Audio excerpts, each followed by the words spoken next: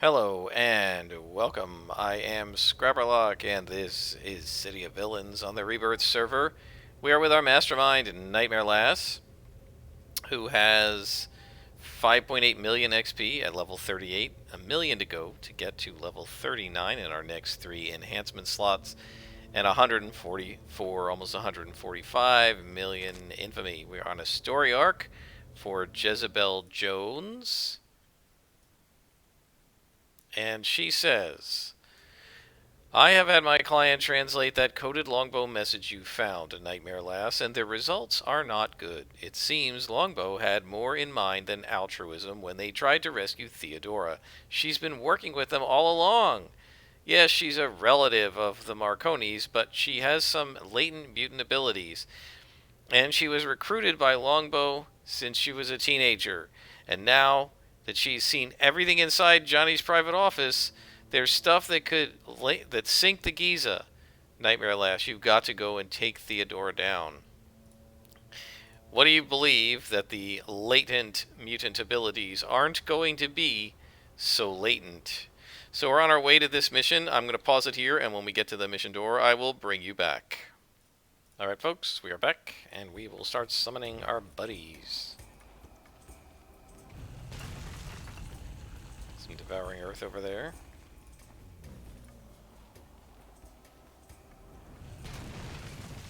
It is November 4th, and it is still Halloween, I guess. It's still pitch dark here.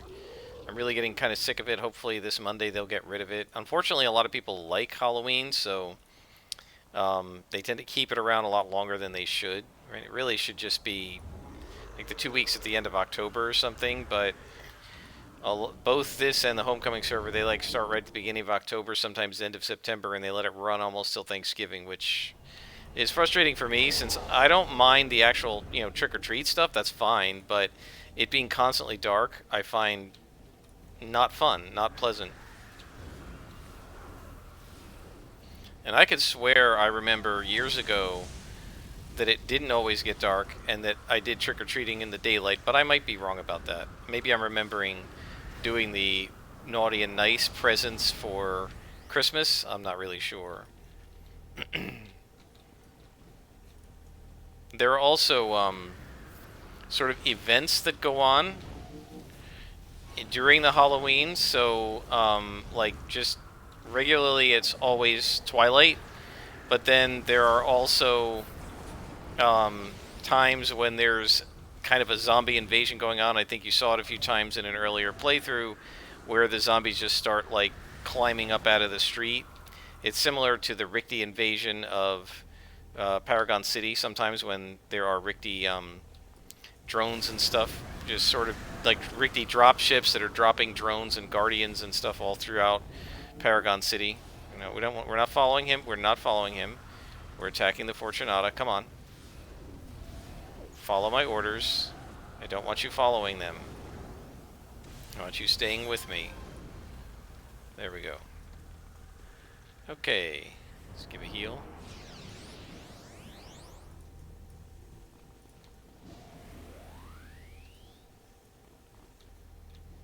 So there's an interesting thread on the D&D Beyond forums. Kievar said he likes when I talk about other things as we're going, so I'll see if I can think of some stuff. One is on the D&D Beyond forum, so this is not D&D specific actually. They're talking about D&D in the forum, but this is actually something that spans not just tabletop role-playing games, but all kinds of role-playing games, and even frankly, all kinds of multiplayer gaming. And the thread is called like frustrating player behaviors, and they're talking about what is it that players do that frustrates you. And actually the initial thread, although a lot of people answered as DMs, well, when I'm the DM and my players are doing this, I don't like it. But the originator of the thread, and there she is. Oh my gosh, you guys aggroed?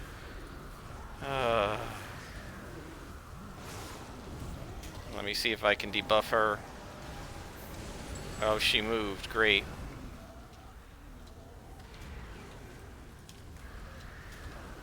Oh no, she didn't. The Fortunata's up here. I don't know where she went. There she is. Go get her.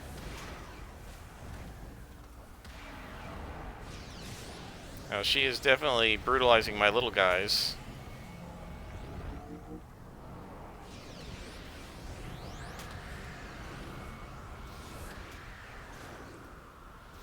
Man, she's nasty. Can we finish this guy off? And then get her. Let's try to bring the little guys back. Well, that's not gonna be good for Mo. Got him.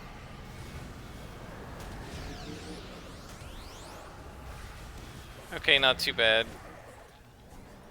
I can put out these other things. I wasn't really ready for her yet. I figured we had multiple levels to go. Let's lower her resistance again. So did I actually miss that? I didn't know it was missable. I didn't know it was possible that that debuff could miss. Maybe it can. And that is the end of the mission and possibly the story arc. Yeah, we got reward merits. Alright, so let's head out, and I'll call our contact, and then I'll continue with talking about player behaviors and what they were saying on the frustrating player thread. So let's talk to Jezebel, and she says, well, Johnny's heart is broken, but he'll get over it, and he'll be a wiser man for it. There's one thing that I've learned in this lifetime, Nightmare Lass. It's that love is for fools and fairy tales. You remember that. It'll serve you well. So now one of the things that I did while I was not recording is I found some additional contacts in Nerva. So Technician Naylor and Kelly Ukwa. Ukwa, that sounds familiar to me. So I'm going to head over there, and I will bring you guys back when we are with Kelly. We'll take a mission from her, and then I'll go back to talking about frustrating players and what they were saying about them in D&D Beyond. Alright, here we are with Kelly Ukwa, and she says, you must be Nightmare Lass. I'm very glad to meet you. My name is Kelly Ukwa, and I work for Cray Industries. My main field is acquisitions, specializing in advanced technologies. Cray must stay on top of all technical fields to retain its place in the industry, and it's my job to make certain we do so. Sometimes this means operating in a non-conventional way to stay on top. And that's why I have a non-reportable discretionary budget. If you would like to share in this budget as an independent contractor, then we may have much to talk about.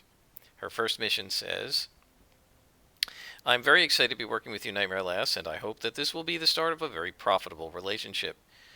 As you know, I specialize in acquiring new and exotic technologies for Cray Industries. This often means not only recovering the devices themselves, but also the often brilliant technicians who have built or who maintain or operate these technologies. Unfortunately, many of the same people are in very high demand, so sometimes it becomes necessary to utilize non-conventional means to retain their services.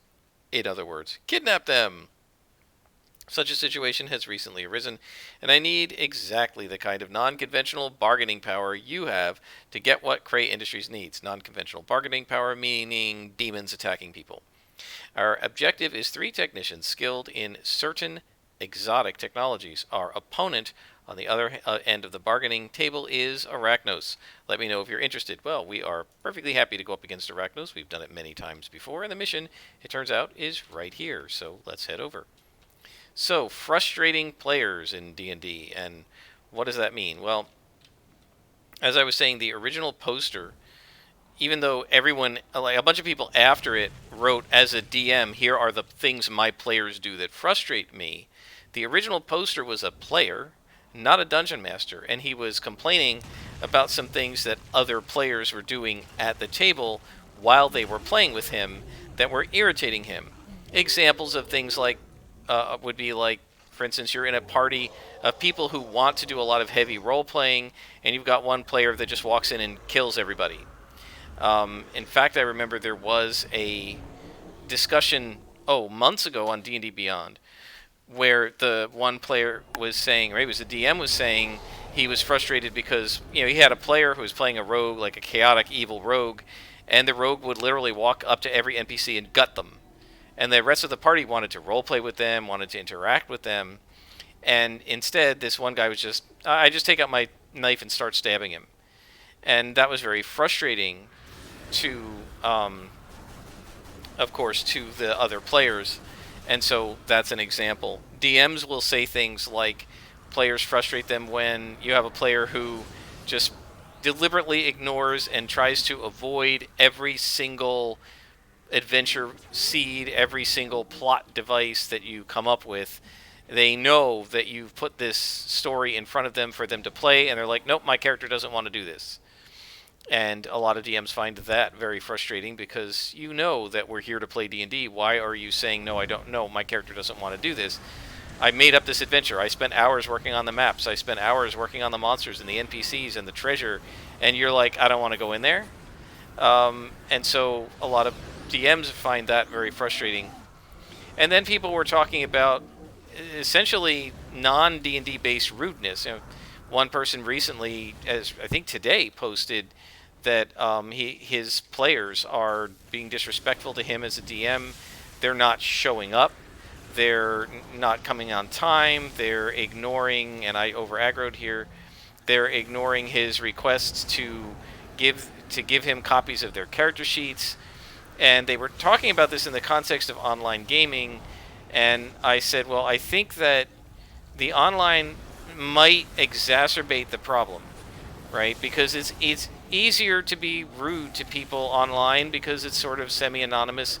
Even though these are people he knows, right? It's a little easier to be a little ruder online in text than it is face-to-face with somebody. And I know, for example, my students in our online classes are doing things that they would never do in person. So, for example, today, the reason we have so many guys here is because they were guarding a Richtie. Today, I have a class of 18 students, and we had our weekly Zoom, and exactly, I kid you not, one student showed up to it. Now, sure, sometimes we have trouble with attendance, but I don't think I've ever had an in-person class where only one student showed up out of 17 or 18. It just doesn't happen. Sometimes out of 17, maybe 8 or 10 will show up, but not one. Now, I gave that student my undivided attention. I asked her specifically, what do you need help with? And I helped her as much as I could. Also, I had a couple of options to sweeten the deal and get convinced students to do their course evaluations. Sometimes I'll do things like, okay, I'll drop the lowest quiz.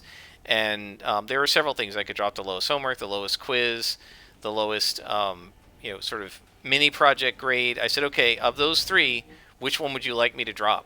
Which one is going to benefit you the most? And she said, well, why do I get to choose? I said, because you're here in the Zoom. And everybody else is just going to have to live with the choice. And I had already decided I will let the students in today's Zoom choose, because a lot of them haven't been coming to class, and she ended up being the only one who showed up. She actually came a couple minutes late. She was having some trouble with her internet, I guess.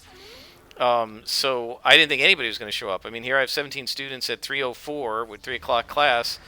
I had 0 people in the Zoom. I'm like, what's going on? And then she showed up at 3:05, and she said, I'm sorry I'm late. And I was like, well, you're the only one here. And then I said to her, what do you need help with? And we just, spent half an hour with what she needed. And then when she felt like she was good to go for this week's work, I said, well, we can stay or we can stop. And she said, no, I think I'm good. So I said, all right, then we'll stop. And in the beginning, I said, what do you want to do? Do you want me to drop the lowest quiz, the lowest homework, the lowest mini project? What do you want me to drop?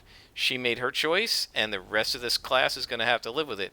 But my point is, I can't think of any time in person that I ever had a class of 16, 18, 20 students and only one person showed up.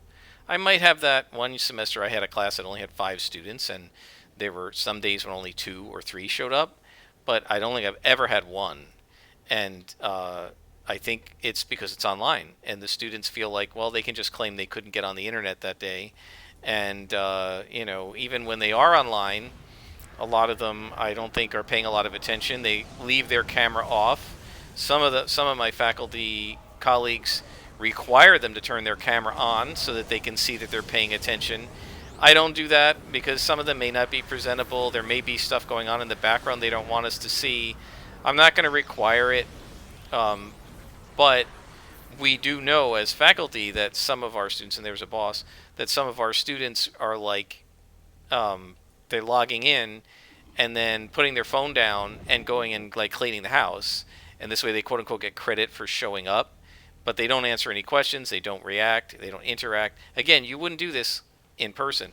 However, one of the things I said was I think that the online nature of things doesn't cause the problem. I think it exacerbates the problem.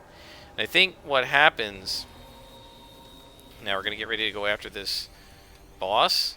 I think what happens is people who are already going to be negligent or rude feel a greater freedom to be rude and negligent in an online setting, but they were already going to be that way, right? So, if you're playing D&D and somebody's like really obnoxious and constantly interrupting people online, he was probably going to be obnoxious and interrupt people in person, probably just not as much.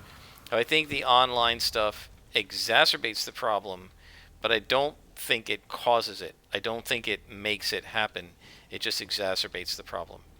Another thing I mentioned, and I think this is absolutely true as well, is that there are different categories of, say, being frustrating to other players. There's frustrating within the game and then frustrating outside of the game. So frustrating within the game might be things like, I don't know, min-maxing or power gaming or character or something like that, or some people will complain about, somebody doesn't know how to play their class, and that's frustrating. That's sort of in-game stuff, right? But there's also out-of-game behavior, which are things like, now where are we supposed to bring this technician? Lead him out? Okay. So I guess we're going to have to lead him out. We didn't have to lead the other one out, so I don't know why we have to lead this one out, but okay. The other one just ran away, didn't he? Alright, let's lead him out. I'm being ambushed. So, for example, in City of Heroes, you may have people who are like spamming their powers, or people who don't know how to pull, or people who are masterminds who aren't controlling their pets well. That's game mechanic annoying, right? You're annoying in terms of playing the game. And then there's sort of out-of-game annoyance that's not tied to the game itself. I think these are more symptomatic of people who are, say, rude or obnoxious, where somebody who like doesn't come on time, somebody who doesn't respect the other players as human beings, that's really not got anything specifically to do with the game. And I think people who are like that are going to be that way regardless. They're going to be that way playing City of Heroes. They're going to be that way playing EverQuest. They're going to be that way playing Dungeons and Dragons. They're going to be that way in person. They're going to be that way online. They're going to be that way in an MMO. They're going to be that way on a gaming forum, right? I mean, you can tell on the D&D Beyond forums. I mean, I can just tell from the way certain people post, many of them are on my ignore list, that I wouldn't want them at my table, right? Because I can just tell that they're selfish, and I think a lot of it is really rooted in selfishness. I think that both, not so much the game mechanic issues, although sometimes those are rooted in selfishness too, right? Somebody who refuses to learn their character class. What are you guys doing? Attack. Somebody who refuses to learn how to play their character class on a team so that they're not like stepping on other people's toes is being selfish. A mastermind who's not keeping track of their pets, who's not keeping their pets out of other people's way, it's maybe sloppy, it's maybe lazy, but there's also a level of selfishness to it because you don't care that you're bothering other people or you're making other people's game experience miserable. You just want your own game experience to be great. And if it is, who cares about anybody else? Same thing with people who are always coming late, or they don't show up, and then they expect, after having not shown up for a couple sessions, the game to revolve around them now that they're here. Again, that's selfishness. And I think a lot of the bad player behavior, the frustrating player behavior that often gets talked about on various streams, talked about in the forums, not just in D&D, but in pretty much any role-playing game, really boils down to player selfishness. Somebody whose only concern is for themselves, and they don't care if what they're doing is ruining the game for other people. And I think that's a personality flaw in the person, right? And it's not really got anything to do with the game, which is why you will see the same behavior in some of these players from game after game. I mean, we had this guy who was very selfish when I played Champions, and he was a horrible player in Champions. He was really obnoxious. He was a terrible GM. His adventures were always about his own characters who he used as NPCs, and then they were the star of the show and the rest of us were just spectators. And that's very selfish, but he was also very selfish as a player. He always wanted his character to be the best, his character to have center stage, his character to be the linchpin of the entire team and the entire adventure, which is super fun for him, but isn't fun for anybody else. That's selfishness, right? He only cared about his own fun. And unfortunately, a lot of people are like that, and they're like that on MMOs, they're like that in role-playing games, tabletop role-playing games, and they're like that, unfortunately, in real life. So the take-home message here, guys, is when you're going to play with other people, whether it's playing in a group on City of Heroes or playing a tabletop game or anything like that, just like in any other endeavor, and I know it's hard, especially with something like D&D, because often people don't have many folks to play with, so they just take whoever they can get, and that can be difficult. It can be difficult, like, sort of not to do that, but you want to surround yourself with good people, with nice people, with people who are fun and polite, and most importantly, cooperative rather than selfish. And if you can do that, then you will have a fun gaming experience no matter what the game and no matter any other conditions, right? So my group and I are playing 5th edition D&D right now, but if those same people wanted to play Champions or get together online and play Ark or City of Heroes or play Dungeon Crawl Classics or Lion and Dragon or old edition D&D or Star Frontiers or Rollmaster or any other game, I think we would have just as much fun with each other because they're not selfish, they're very cooperative, and we all recognize that we're all going to have more fun if everybody's having fun. If you make somebody miserable, then the group is going to have less fun as a group. You can't benefit long-term yourself in a gaming group by harming other people in the gaming group. You might benefit in the short term, you might have more fun tonight, but what's going to happen is eventually people are going to realize not playing the game is better than being miserable playing the game, or as Matt Colville likes to say, no D&D is far better than bad D&D. And most people realize this very quickly, and after a few sessions, they're just going to stop showing up. And then whatever was being fun for you selfishly, you're not going to be able to do. So it's always important to remember that role-playing games are a cooperative, not a competitive enterprise. It doesn't work when people are being selfish. And, it may seem okay or fun or even great for you in the short run, but in the long run, you're going to lose your game group, the whole group will suffer, and you won't be having the fun that you thought you were having. So, again, try to surround yourself, if you're going to play these kinds of games, with people who aren't selfish, with people who are cooperative, with people who understand that the idea of a role-playing game is to maximize everybody's fun all together. And speaking of that, one of the very common things to talk about, and we've lost our ability to see because we're blinded. Let's go ahead and hit a break free, and that doesn't even help. Kind of crappy.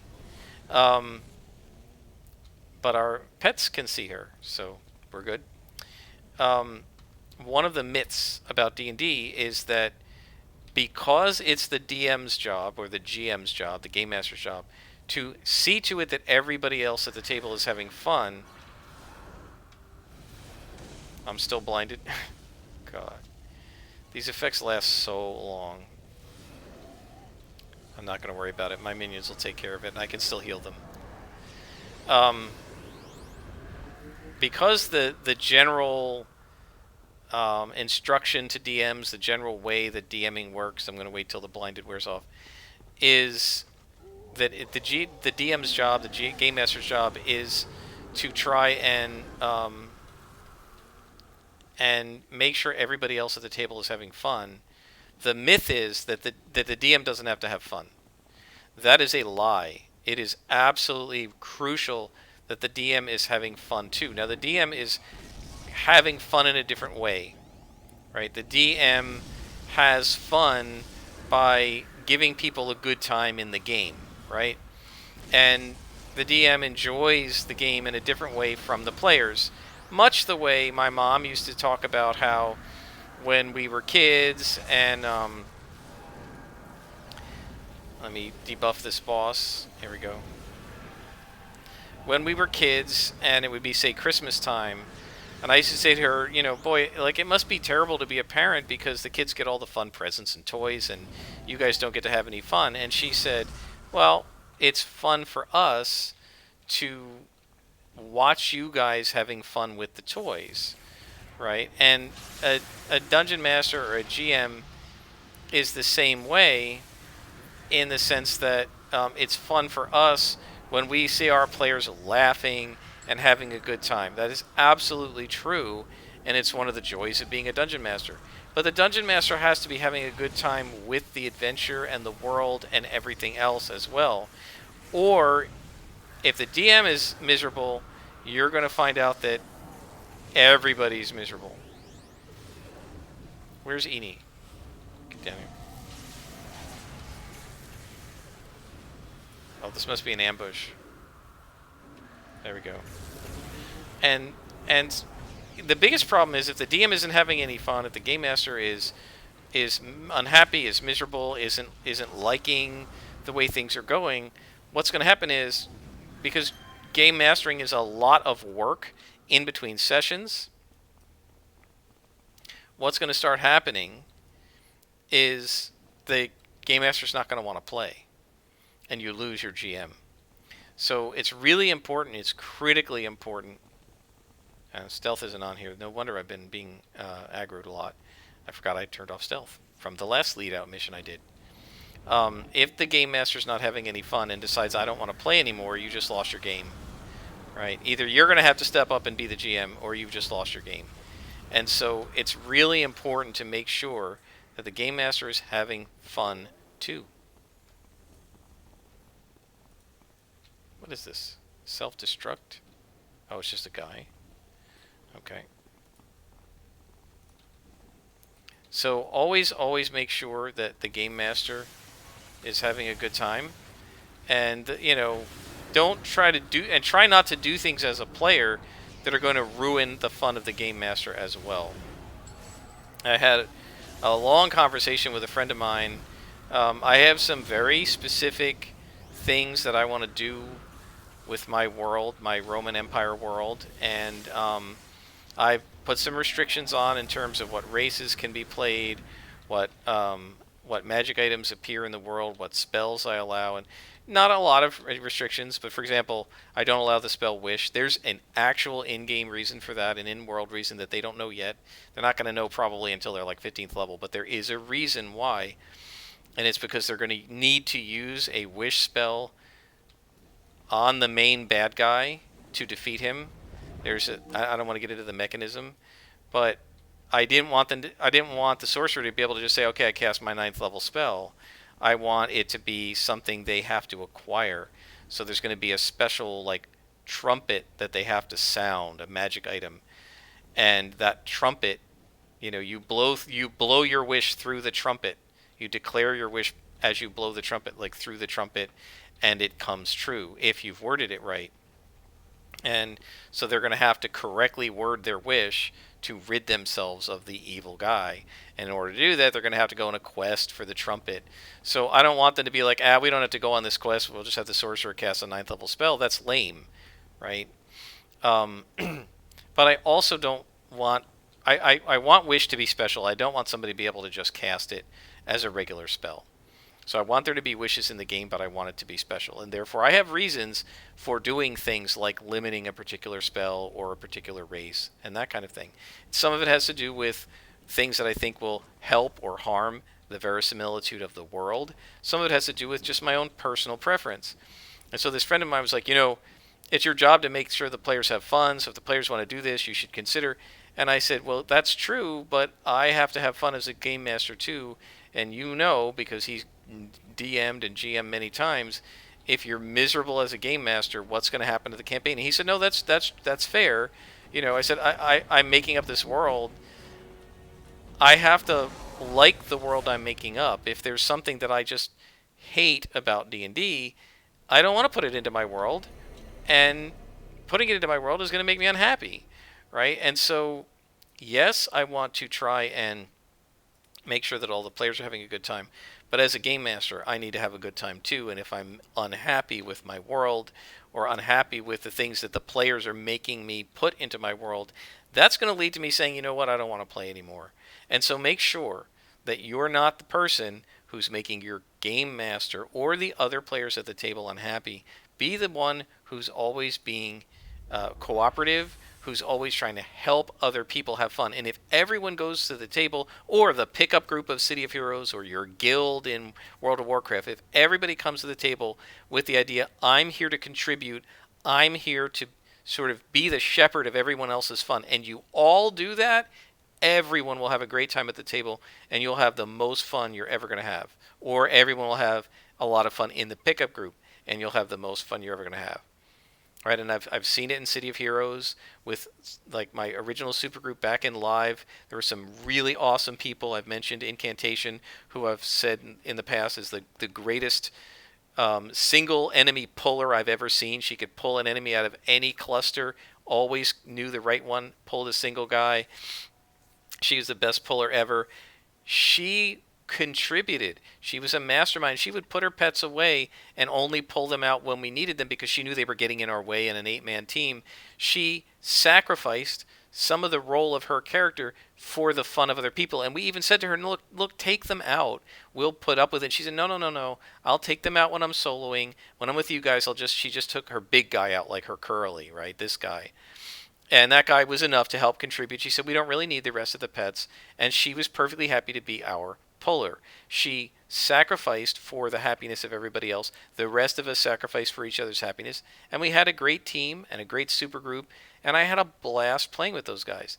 So always think about how can I make everybody else have a good time. And if everyone does that, you'll all have a great time. And you won't have to worry about frustrating players. All right, let's talk to Kelly.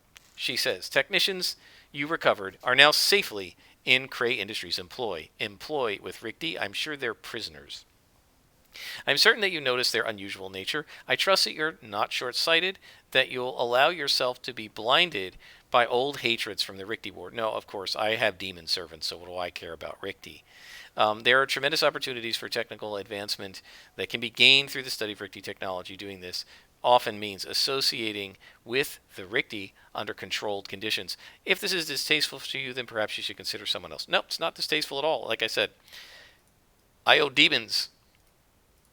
Do we have her phone number now? We do. So I can head out. All right, what I'm going to do is I'm going to mess around with salvage. I did make an enhancement. I don't have any recipes I can do yet, but we'll see. I did put a single or invention trainer on invisibility.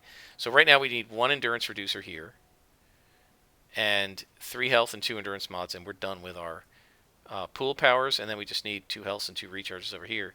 So we need like 9 more enhancements, and we're done with all of our inventions. So I'm going to look around and play with that, guys. I think we'll end this episode here. I hope you've enjoyed. Until next time, I am Scrapperlock, and this is City of Villains on the Rebirth server.